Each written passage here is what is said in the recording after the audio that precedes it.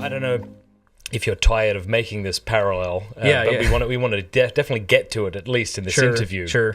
Between the Prime Minister and Yeah, Peter. yeah. And I don't think we've really dug into Not that yet. yet. So do you want to do that? Yeah, sure. Okay, so I've given a lot of descriptions of this argument, on Capturing Christianity when I debated Gavin Ortland on my own YouTube channel. But to basically go through like how I view the argument, right? What I'm trying to establish is first, that Matthew 16:19 is hearkening back to Isaiah 22. And what I'm trying to show there is that with this parallel, Peter and Eliakim are being compared to one another. And that comparison is significant. Okay. And so there are several different arguments I use to show why this parallel is not just a coincidence. But let me first respond to an initial objection, right? So when I debated Gavin Ortland on Capturing Christianity, he mentioned the fact that he thought this was typology run amok, right? So I was just like, finding this type and just, milking it and trying to find whatever I can. But I asked him during the Q&A, like, are there any other typologies that you accept that aren't explicitly made in Scripture? And he said he was open to being convinced of Mary as the Ark of the New Covenant. He was open to that.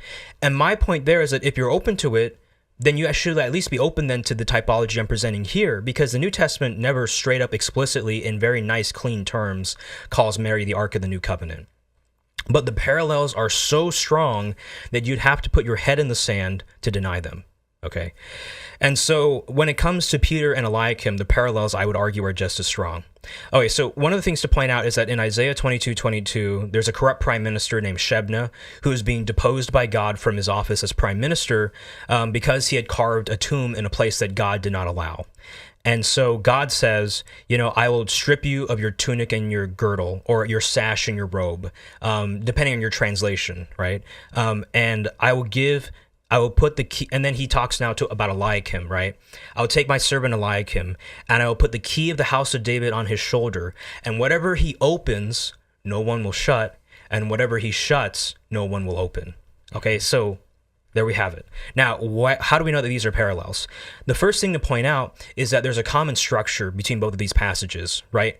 Both Eliakim and Peter receive keys, and with these keys comes a definitive kind of exercise of them, opening and shutting, binding and loosening, right? And we know based on the rabbinic literature during the time of Jesus, or even, a little after during the Talmud, that binding and loosing was the rabbinic power to interpret scripture and discipline the community and excommunicate heretics. This was the power to bind and loose. And you can even see this in the Gospel of Matthew, chapter 18, verse 18, when, Christ talks about, or actually 17 to 18, when Christ says, and if he won't listen to the church, then cast him out, right? And treat him as a heathen. And then Jesus says, whatever you bind on earth shall be bound in heaven. Whatever you loose on earth shall be loosed in heaven. Jesus is showing that the church has the power to excommunicate because of binding and loosing.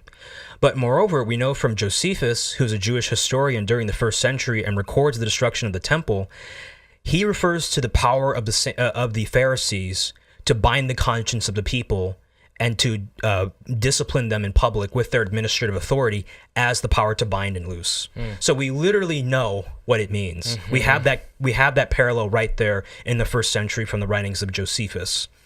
And even like most Protestant scholars today, they don't deny that this is what it means to bind and loose. To interpret scripture and discipline the community, that is to say, to interpret scripture in a legal normative sense.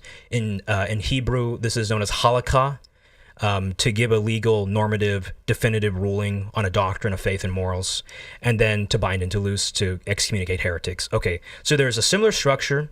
Similar powers are given to both Eliakim and Peter, and then there are other ways in which we can trace similarities between Peter and Eliakim, right? So in verse 25 of Isaiah 22, Eliakim is compared to a firm peg that will one day give way, right? Whereas Peter is compared in the New Testament as the rock of Christ's church.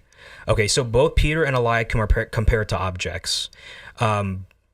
Eliakim receives his keys before the destruction of Jerusalem in the Old Testament. And in the Jewish calendar, this occurs on the 9th of Av, which is the Jewish, month Av.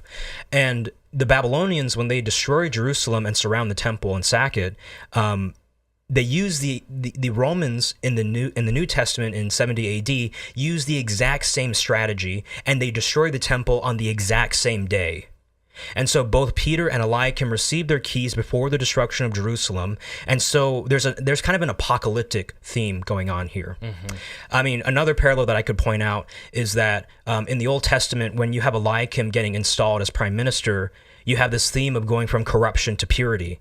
In the New Testament, we know that in Caesarea Philippi, there was a giant rock dedicated to the worship of the deity Pan, and it was dedicated to Caesar Augustus. And so, and also we know that there was a stream that went around this rock and led to the gates of the underworld or the netherworld, right? Jesus mentions that in Matthew 16, 18, and 19. And so in effect, Jesus is saying, you know, upon my rock, upon my temple shall be the church, right? And he's kind of declaring war on the pagan powers. Whereas in the Old Testament, you have Shebna being replaced and God finally installing the good final prime minister. All right. And so, I mean, we have all these parallels that are going on between the Old and the New Testament. We know in the Gospel of Luke, when Jesus reveals that he is the Messiah in the temple, he cites from the book of Isaiah. And so in Matthew, when his messianic identity is revealed, it makes total sense that he'd refer back to Isaiah again.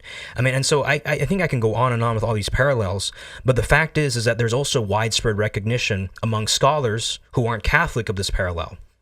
So, for instance, let me see here, Patrick Gray, in the 2017 Routledge Guidebook to the New Testament, he states the fact that many scholars discern an allusion to the Israelite practice of a king granting a prime minister authority over his house and to make binding decisions on his behalf. Even R.T. France, in his commentary, Matthew, Evangelist and Teacher, explicitly states that it's generally recognized that the keys of Isaiah 22 are the general metaphor for what's applied here in Matthew 16:19. Craig L. Blomberg, for crying out loud, and a New Testament commentary on the New Testament use of the Old, he says it is almost certain that the keys of Matthew 16:19 are identical to Isaiah 22:22. In the New Bible Commentary published in the 1970s, edited by Donald Guthrie and others, it's also said it's almost certain that the keys here are the keys of Isaiah 22:22. And so I can go on and on and on about all these parallels and all the hours that I've studied on this, but yeah, it's there. If you like that clip, be sure to like and subscribe. Cheers.